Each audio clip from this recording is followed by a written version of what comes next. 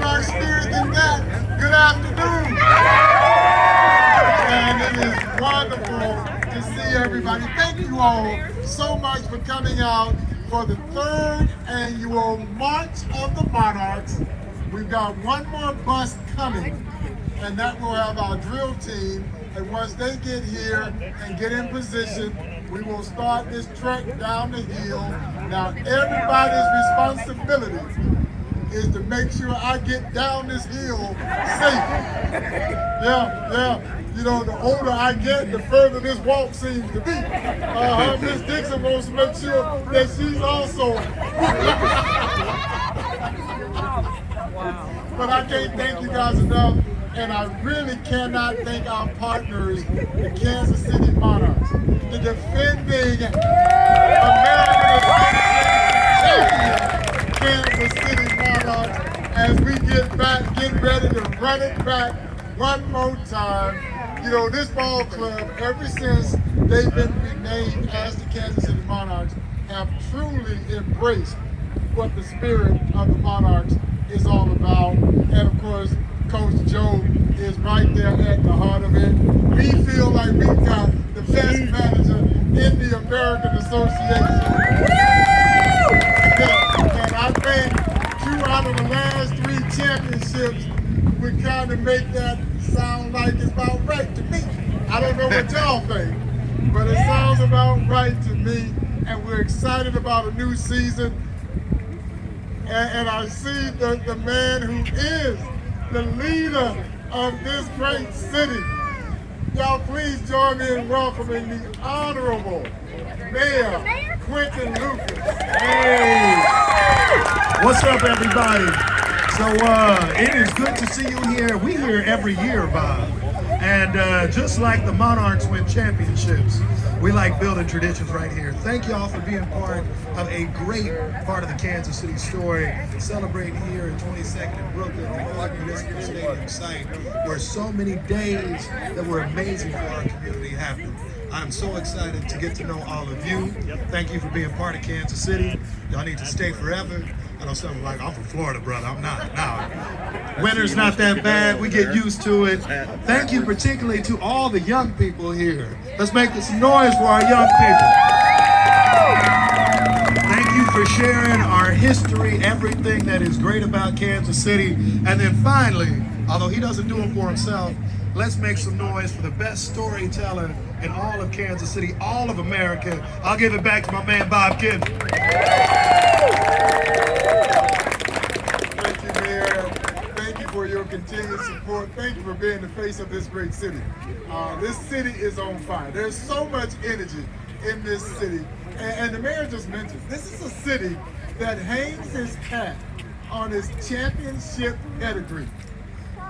We just won an American Association championship just last year.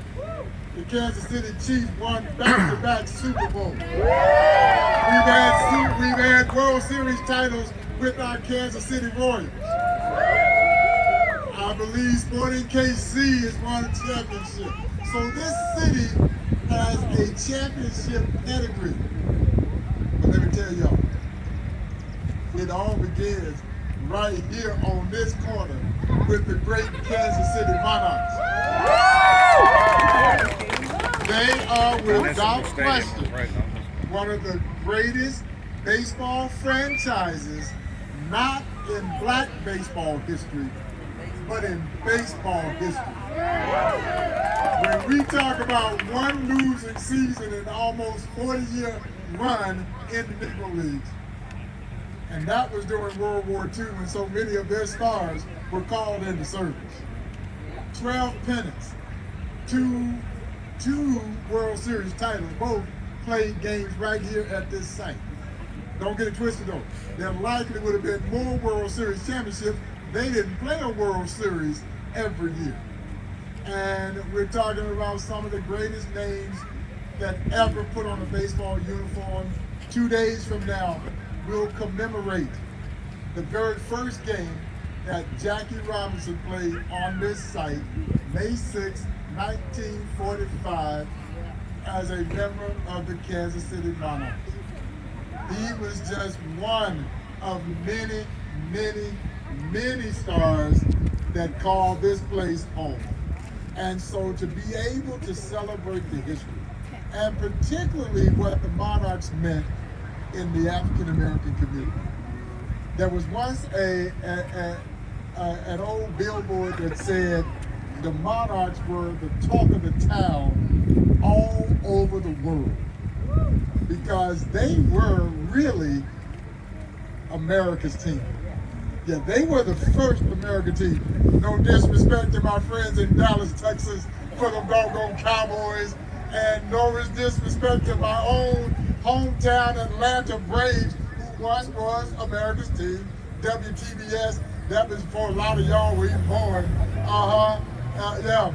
But the Kansas City Monarchs, I think you can make a legitimate case that they were America's team. I still get scores of people to this very day that walk through that museum with memories of having seen the Kansas City Monarchs play in their town.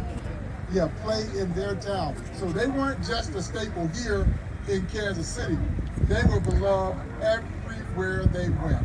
And as we celebrate the 100th anniversary of the very first Negro Leagues World Series between our Kansas City Monarchs and the Hilldale Club based out of Darby, Pennsylvania, and you know the good guys won that first World Series, becoming Kansas City's first major professional sports team champion of any kind in 1924. And you'll see that our Kansas City Monarchs will be paying tribute to that milestone all season long. They have the 100th anniversary patch silk screen on the jerseys as a reminder of what that historic milestone was all about, as Ruth Foster's Negro National League champion Kansas City Monarchs squared off against Ed Bolden's Eastern Colored League champion, the Hilldale Club.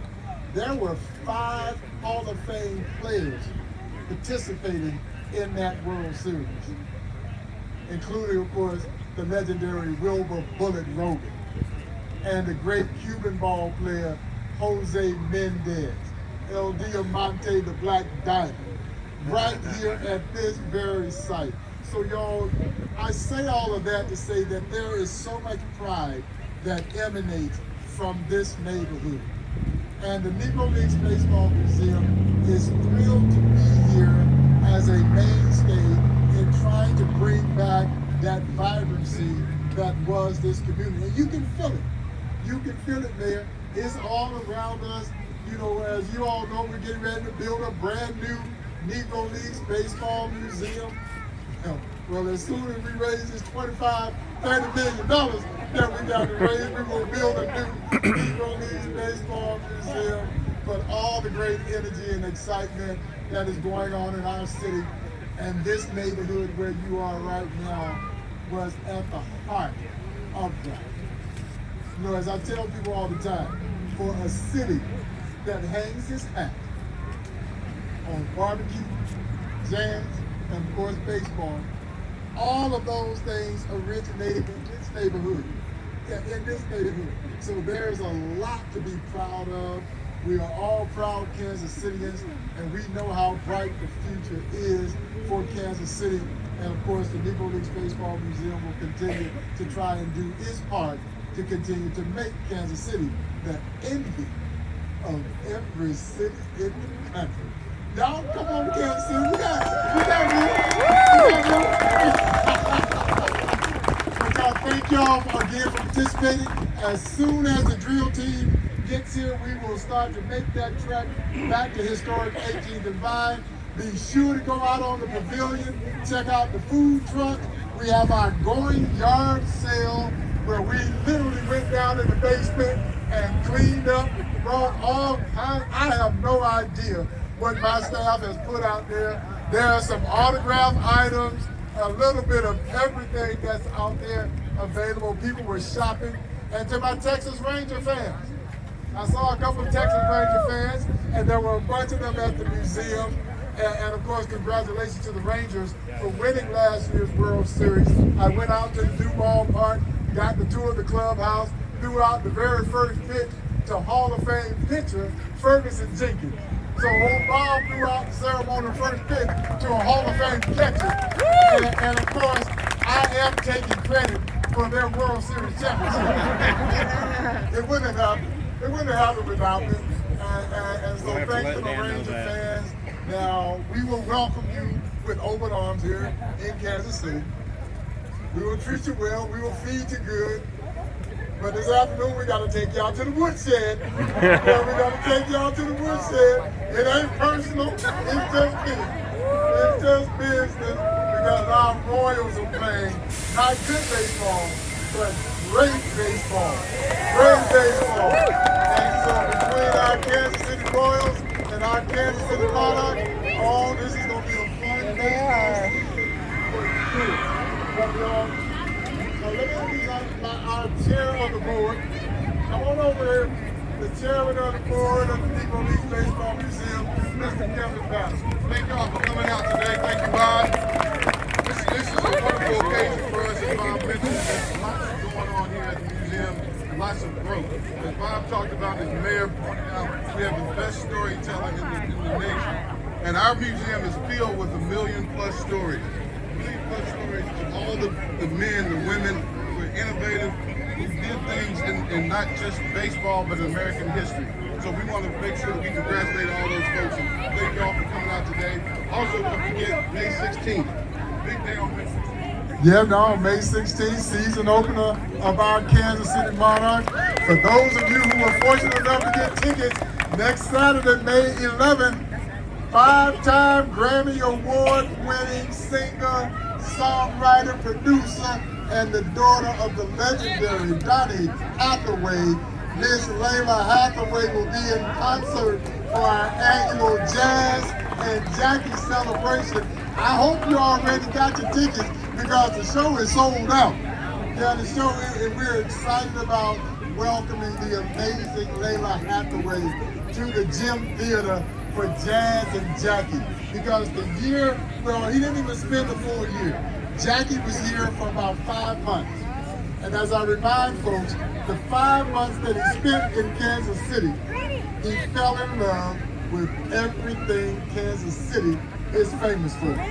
Barbecue and jazz. Yeah, he liked the ribs at a place called Old Kentucky Barbecue. Old Kentucky Barbecue, for you barbecue aficionados, that would become the forerunner of the Great Gates barbecue chain, a restaurant that are world renowned in our city to this day.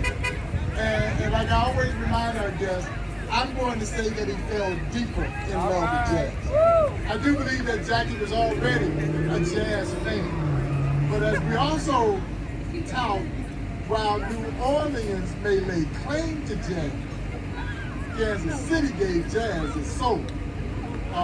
And 5 months later, y'all, Jackie was gone. Yeah, he was gone. He had literally disappeared. His teammates had no idea where he was. And of course, we know he was meeting with Brett Rickey, where they would make the monumental decision that he would become the chosen one to break Major League Baseball's 6-decade-long self-imposed color barrier and essentially jettison the beginning of the Civil Rights Movement. I want to bring another special guest out. This is the man who had, every now and then an idea comes along and you wish it was your idea, and probably 30 years from now, if I live that long, okay, maybe 20 years from now, I will take credit for that idea, but it wasn't my idea. It was the brilliant idea of this man, Mark Bradmeyer, who had bought then the Kansas City T-Bones when he reached out and approached us about the idea of renaming the team the Kansas City Monarchs. And it's been one of the best partnerships the museum has ever been a part of. Not just the winning that is going on at the ballpark, but everything that these young athletes are doing to help spread what Negro League baseball is all about. They're doing that. Every game they play on the road, people are talking about the history of the Kansas City Monarchs, and it is all due to the brilliance of Mark Bradmeyer, the owner thank you, Kansas City, and thank you, Monarchs, for being here. What a great occasion. You know, I carry a history in this area also. My grandmother lived right down the street. So next to the White Island. And so she used to talk about, you know, this little Frank who was playing baseball, and it turned out to be Kramer Knight, who was also our first base coach. So I share a history here, and Kansas City's been my home. I grew up here. So proud of this city and everything we do. Mayor, what a great job you're doing. But I want to thank everybody for being here. I love that the drill team's here to lead us off and lead us down. But we're so excited about this season. May 16th is our home opener, and these guys behind me are going to play their tails off for another championship. We're going to work as hard as we can. Let's bring another one. So, and that is so special for Kansas City. And let's just kick them off. Just a big 3 claps for these guys. All right. Thank you, Mark. And again, y'all, go out and support our Kansas City Monarchs. The generosity of this partnership, for every ticket sold to a Monarchs game, a portion of that comes back to the museum. For food and beverage, for merchandise, a portion of it comes back to the museum. So not only are you going to see great baseball, these young men can play. Yeah, they can play. So not only are you going to see great baseball, but you're also going to be supporting the Negro Leagues Baseball Museum in the process. So please make your way out to Legends Field and support our Kansas City Monarchs, and also supporting the Negro Leagues Baseball Museum. Y'all ready to walk?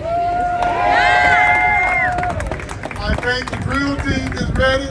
Drill team, are you ready? The drill team says they're ready. Well, if the drill team is ready, y'all say y'all ready. I guess that means Phil ain't got no choice but to be ready too. I better be ready too. So, ladies and gentlemen, let's start the 3rd annual March of the Monarchs.